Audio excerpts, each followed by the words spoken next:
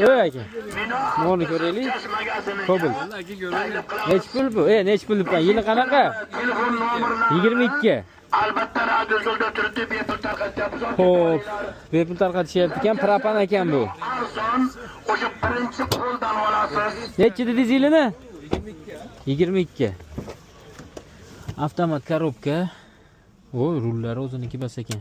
Adashyapman, bilmayman, Lenovo. Monitorlar, rullar qilingan 75 ming yurgan ekan. Holati.